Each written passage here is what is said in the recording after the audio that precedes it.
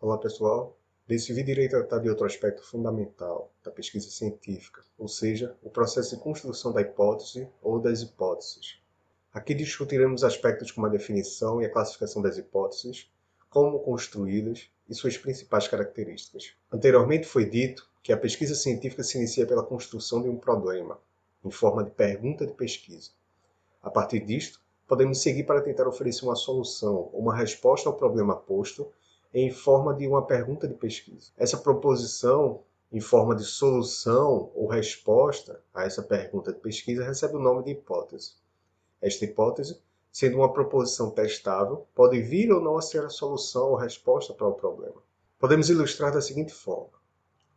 Um exemplo de pergunta de pesquisa. Qual a relação entre processo educacional e formação de pesquisador?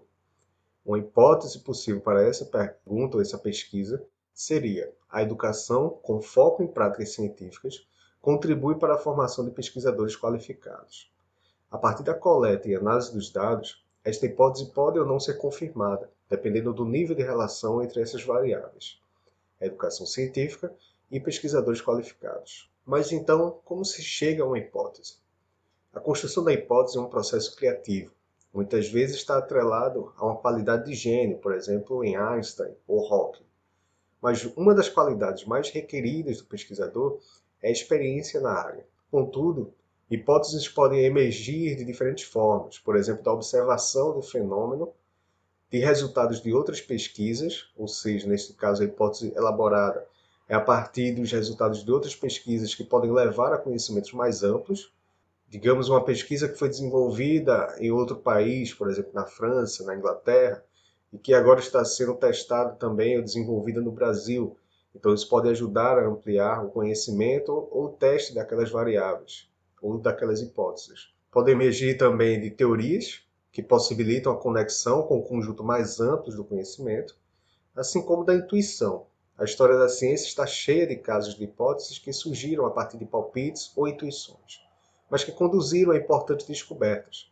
Contudo, essas intuições não deixam claro as razões que as determinaram, dificultando avaliar sua qualidade. As hipóteses podem ser classificadas de diversas formas. Uma primeira forma de classificar é enquanto hipótese casuística, que se referem a algo que ocorre em determinado caso, por exemplo, afirmando que um objeto, uma pessoa ou um fato específico tem determinada característica. Essas hipóteses casuísticas são frequentes em pesquisas que consideram fatos como únicos.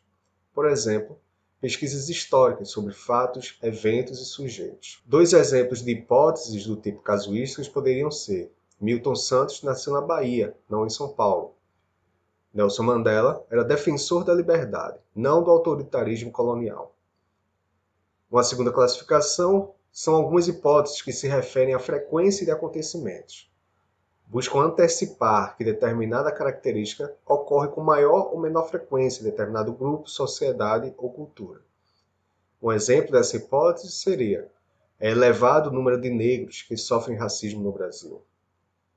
Um terceiro tipo são hipóteses que estabelecem relação de associação entre variáveis. Variável refere-se a tudo aquilo que pode assumir diferentes valores ou diferentes aspectos, dependendo dos casos ou circunstâncias específicas. Alguns exemplos de variáveis são idade, gênero, classe, temperatura, peso, grau de formação, formas, etc.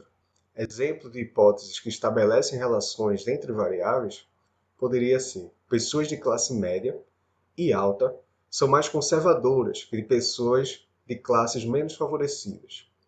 As variáveis aqui seriam classe e conservadorismo.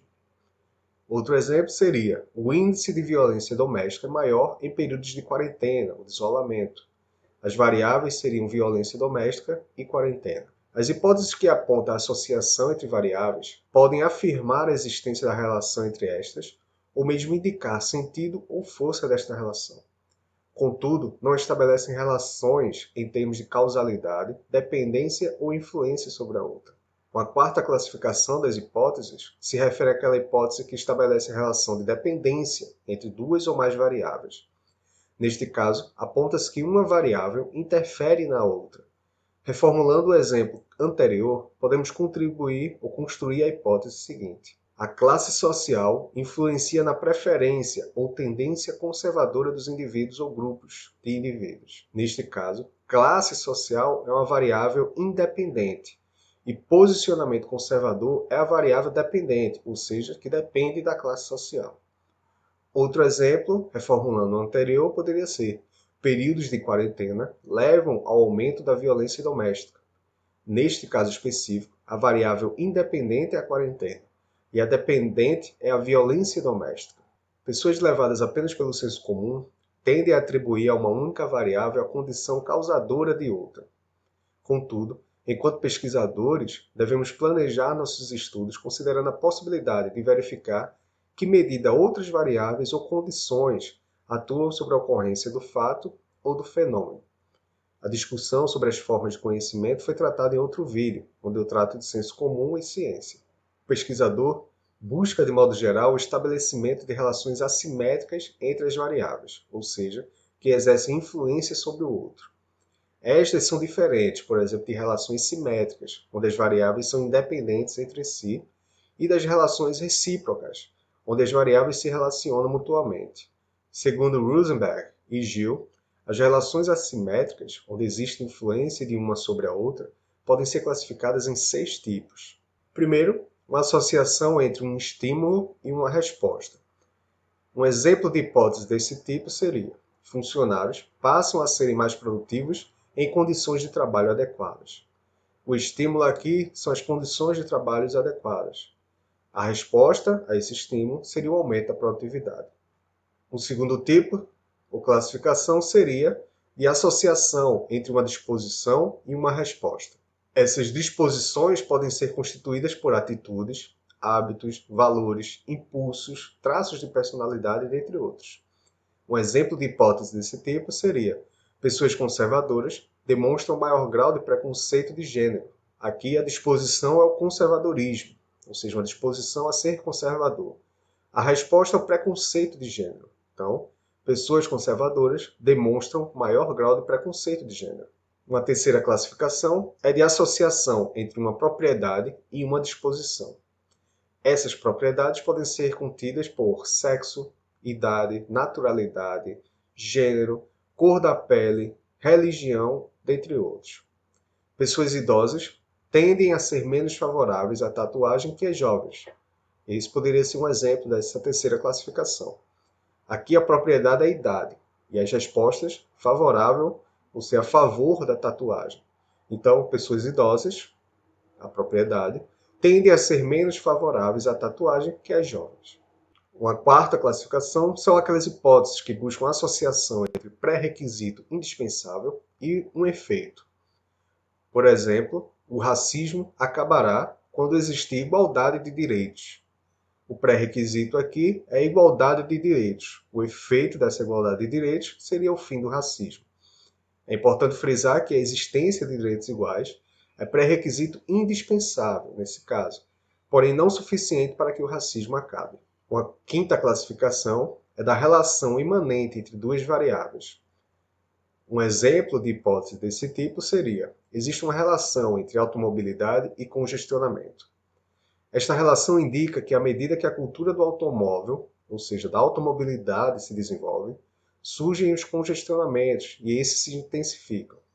Não quer dizer, porém, que uma variável causa a outra, mas que o congestionamento ele nasce da automobilidade. E o sexto tipo, ou sexta classificação de hipóteses, é aquela que traz uma relação entre meios e fins.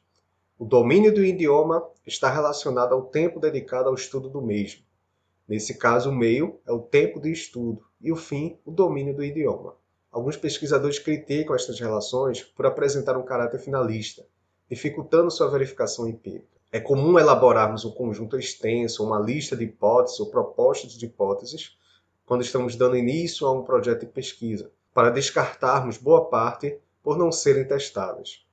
Para que uma hipótese seja considerada logicamente aceitável, ela deve apresentar certas características, por exemplo, ser conceitualmente clara.